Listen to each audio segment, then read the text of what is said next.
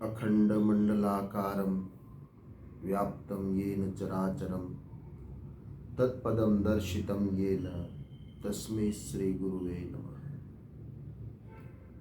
खास आज का जो वीडियो संदेश वीडियो मैसेज है वो यह है कि आने वाली 10 तारीख को 10 जुलाई और गुरुवार के दिन जो पवित्र गुरु पूर्णिमा का दिन है, तो आप सभी को और खास हमसे जुड़े हमारे सभी स्नेहीजन, सभी यजमान परिवार को गुरु पूर्णिमा की पूर्व खूब खूब शुभकामना, खूब खूब आशीर्वाद। खास ये जो वीडियो मैसेज का तात्पर्य है कि बहुत से लोगों की ऐसी विडंबना होती है कि आज के इस कलिकाल में गुरु किसको बनाया जाए, गुरु का उद्देश्य क्या है जीवन में, गुरु बनाने से या तो गुरु होने से जीवन में क्या सार्थकता, क्या लाभ। क्योंकि आज मनुष्य ऐसा हो गया है कि पहले ये देखता है कि हम ये करें वो करें, लेकिन उसमें हमारा फायदा क्या, निजी लाभ। लेकिन हम तो इतना ही कहेंगे कि कई बार अपने निजी लाभ के पीछे, अपने पर्सनली फायदे के पीछे मत दौड़िए, लेकिन वो सोचिए कि इससे कुछ ना कुछ अच्छा प्राप्त मिलेगा, अच्छा फल मिलेगा। तो पहली बात तो गुरु की जरूरत, तो उसमें बहुत शॉर्ट में हम बता देंगे जितनी हमारी समझ है। हम ऐसा नहीं कहते कि हम सर्वस्व है, हम अपनी समझ अनुसार आपको संदेशा पहुंचा रहे हैं। बाकी तो कोई भी विद्वान है तो उनके भी भिन्न भिन्न मत होते हैं, भिन्न भिन्न विचार होते हैं। हाँ, हम इतना ही कहेंगे कि कोई भी माई भक्त हो या महादेव के भक्त हो या ब्राह्मण हो या गुरु हो या विद्वान हो, जो कुछ अच्छी गरिमा पे बैठे हुए हैं, अच्छी सोच विचार रख के लोगों को अच्छी दिशा की ओर ले जाना चाहते हैं, उन सब का उद्देश्य तो एक ही होता है कि आप सभी के अंदर एक सात्विकता बढ़े। सात्विक विचारों से आज सनातन, सनातन क्यों सनातन? क्योंकि सनातनी जो विचारधारा है वो सात्विक है। सनातनी विचारधारा हर एक का स्वीकार करती है। सनातनी विचारधारा भिन्न भिन्न करना, अलग अलग करना, एक दूसरे को लड़ाना, टकरा, वो नहीं है। सनातनी विचारधारा जो है वो बहुत पवित्र है, बहुत नेक है। एक दूसरे से जुड़ने वाली जो विचारधारा है वो सनातनी विचारधारा है। तो गुरु का महत्व जीवन में इतना ही है कि जैसे हम बताएंगे कि एक छोटा बच्चा है जिसको आप स्कूल में शुरुआत में ये जूनियर, सीनियर, केजी या नर्सरी या बाल मंदिर जो कुछ भी है उसमें हम पढ़ाने के लिए बिठाते हैं। क्यों बिठाते हैं?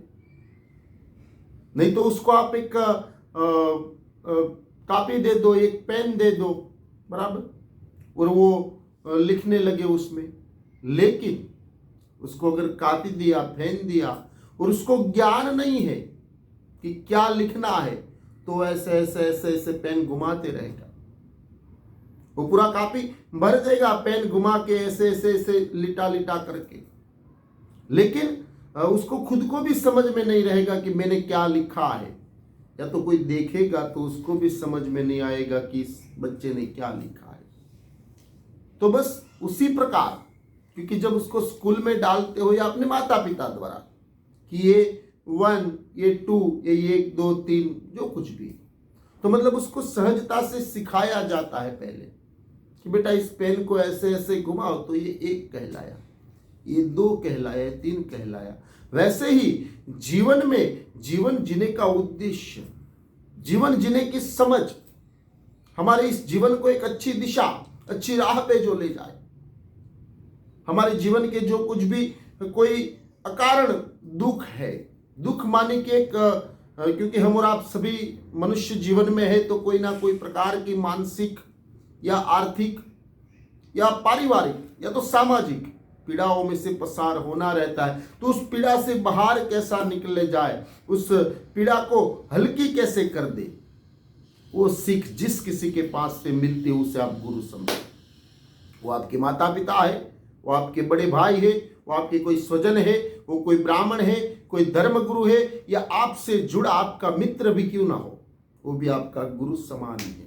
लेकिन एक बात हम बड़ी बात ही कहते हैं कि गुरु की आवश्यकता जरूर जीवन में है, क्योंकि हमने इस बच्चे के उदाहरण से ही आपको समझाया कि उसको अगर लिखने के लिए कह दिया लेकिन उसको ज्ञान नहीं है तो कुछ लिख नहीं पाया है। वैसे ही हमें यहाँ पे भगवान ने भेज दिया, मनुष्य योनि में हम यहाँ आ गए, लेकिन मनुष्य का कर्तव्य क्या है, मनुष्य जीवन में हमें क्या करना चाहिए? बस केवल खाया पिया सो गया, पार्टियां कर दी, 2 पैसा कमा लिया, कुछ घर मकान ले लिया या गाड़ी, वो मनुष्य का जीवन नहीं है, वो मनुष्य की जरूरियात है, वो जीवन का उद्देश्य नहीं है। याद रखिएगा, पैसा जो है या तो माल मिलकत जो है, गाड़ी बंगला है, वो मनुष्य के जीवन की जरूरियात है, वो मनुष्य के जीवन का उद्देश्य नहीं है, नहीं है, नहीं है।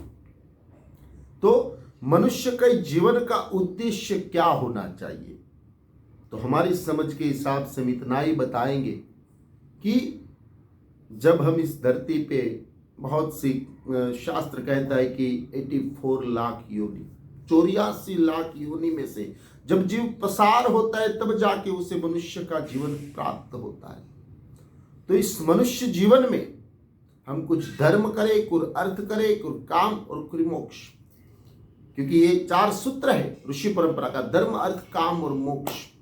चारों चीजों की हमें प्राप्ति भी करनी है, भोग भी भोगना है, अर्थोपार्जन माने कि 2 पैसा भी आज के समय में कमाना जरूरी है, तभी जाके परिवार चलता है। नहीं तो आज कहते हैं ना कि ये महंगाई का जमाना है, जीवन की जरूरियातों को पूरा करने के लिए आप केवल माला लेके घर पे बैठ जाओगे, ओम नमः शिवाय, ओम नमः शिवाय, जय माता दी करते रहोगे, तो उससे आपका घर नहीं चलने वाला है। अर्थोपार्जन करने के लिए काम करना ही पड़ता है, संघर्ष करना ही पड़ता है, पुरुषार्थ करके 2 पैसा कमाना ही है। कोई महिला है तो उसके ऊपर भी जिम्मेदारी है, उसके संतानों की है, उसके पति की है, सास ससुर के, जो कुछ भी जिम्मेदारियां। पहली बात तो हमें जो कुछ भी पात्र मिला है उसे अच्छी तरह से आप निभाओ। बाकी तो कहते हैं ना कि भगवान राम ने भी लक्ष्मण को बताया है कि जीवन में कुछ आदर्श, कुछ सिद्धांत होने जरूरी है। आज क्या है कि कोई आदर्शों का मोल नहीं रहा है। हमें गुरु को जो सीख देनी चाहिए, गुरु के द्वारा जो उद्देश्य मिलना चाहिए, बस वही हम आप तक पहुंचा रहे हैं। आज कहते हैं बहुत से ऐसे यंग जनरेशन आते हैं जो कहते हैं कि हम भगवान को नहीं मानते, माता पिता को, ये सब तो बस वो किताबों में लिखी हुई बातें हैं। नहीं, आज का साइंस भी मान रहा है, आज देश दुनिया मान रहा है, सनातनी परंपरा को भी मान रहा है, ग्रहों नक्षत्र योग सभी चीजों को मान रहा है। फिर आप मानो ना मानो अपनी अल्प बुद्धि से कुछ, वो अलग बात है, लेकिन जो सत्य सनातन है उसे आपको, हमको, सबको मानना ही पड़ेगा और मानना ही चाहिए। तो बस आदर्श वाला थोड़ा आपका जीवन होना चाहिए। आदर्श माने कि कुछ ऐसे सिद्धांत कि हमारे माता पिता कौन है, हम किस परिवार से बिलोंग करते हैं, हमें ये करना चाहिए, ये नहीं करना चाहिए, या तो जहां पे हमें नहीं समझ पड़ती है वहां अटक जाना चाहिए। अगर आप अटक जाते हो तो ही आप मनुष्य हो, बाकी तो आप में और पशु में क्या अंतर रह जाएगा। वो कहीं पर किसी भी खेत में चला जाएगा, क्योंकि उसे मालूम नहीं है अपने। आज तो वो भी बहुत सुधर गए। हम कोई किसी का दृष्टांत देके कोई ऐसा नहीं कहते कि अधम जाति है या हम श्रेष्ठ जाति है, लेकिन एक दृष्टांत से ही सबको समझाया जाता है। तो अगर पशु किसी के खेत में चला गया, उसे ज्ञान नहीं है अपने मालिक का है या दूसरे का है, वो चला जाएगा। लेकिन मनुष्य को ज्ञान होना चाहिए कि हमारी परंपरा क्या है। भगवान राम जी को लक्ष्मण जी ने एक सहज सवाल किया था, रामचरितमानस में है वो,